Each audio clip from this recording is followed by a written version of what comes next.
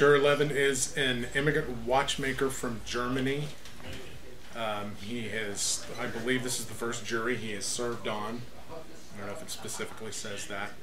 But he begins the show as a milder character, doesn't say a lot, but through the show he finds his voice and stands up for what he believes in. We assume that he stabbed his father in the chest with a knife and ran away. This was at 10 minutes after 12. But then he came home some 3 hours later and was met by the police in the hallway of his home and was captured by 2 detectives.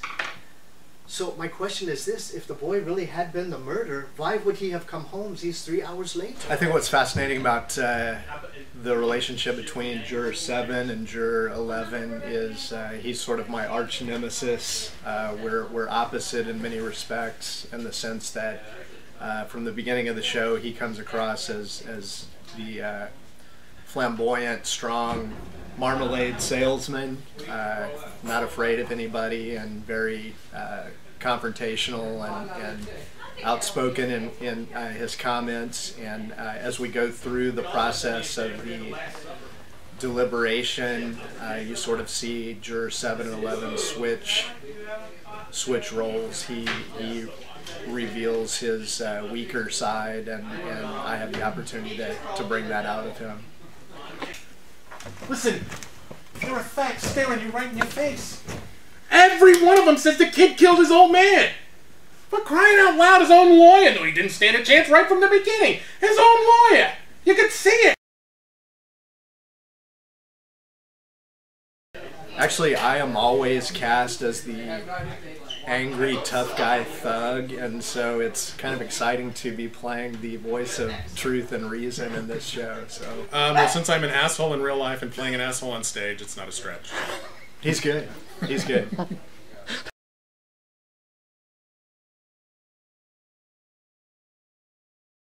Number 5 is a young fella. He apparently comes from a poor neighborhood, I would say. He doesn't make much of an impression initially. Seems to be kind of finding his way around into the jury room.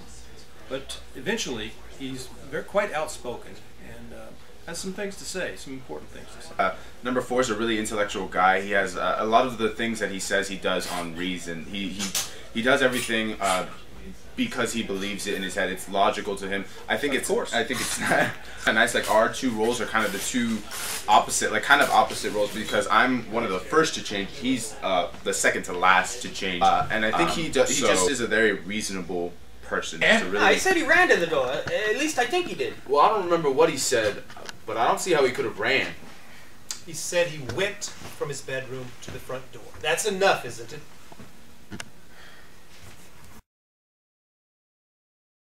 As far as a moral justice system goes, the boy kind of has this terrible life, this horrible, like, he lived in a slum, he was beat by his father, his mother was dead at 9, and all this other stuff happens to him, and then he does or does not commit the crime. I don't think that part's important. What happens to him is important, that he gets another chance at life. The father had it coming to him. Whoever did it to him, whether it be the boy or anybody else, had it coming to him. So I think that in that sense, justice was served. The way I would put it is, I don't think justice is the point of the exercise here. I think that a reasonable decision is what we're after. I think that's where we arrive at. And it's a fair decision based on what occurs. Mm-hmm.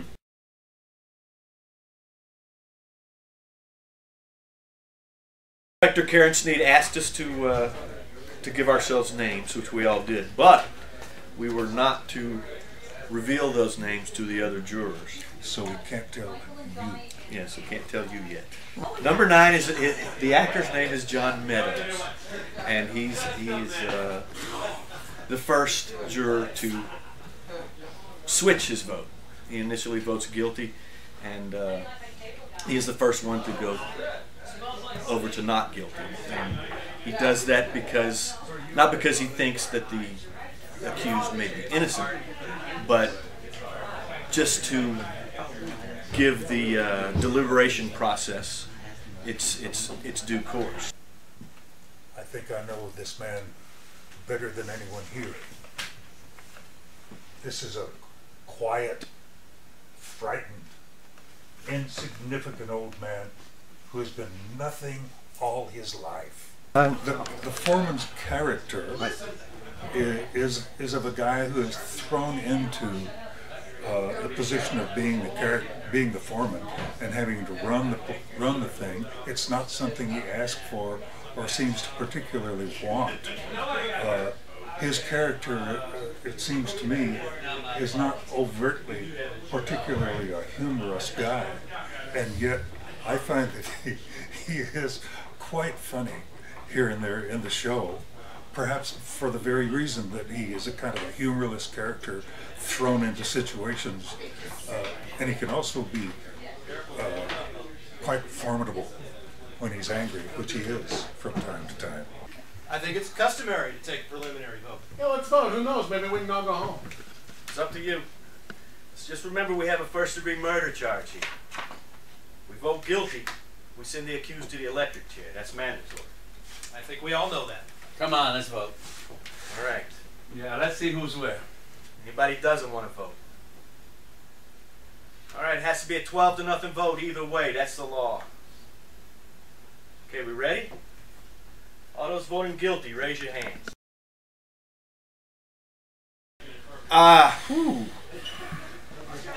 Yes, but like John said, it would be a situation that I would accept if it were thrown upon me, but I would have difficulty dealing with it, especially with these jokers.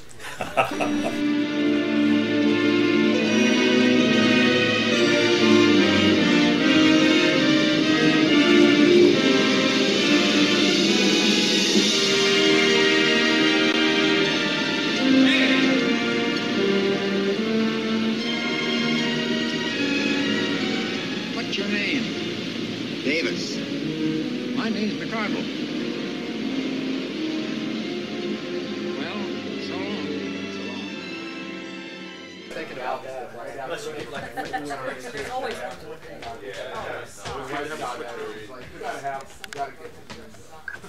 Do some of you guys not own any dress socks? I could just buy it. I have dress. Even I have dress socks. Okay.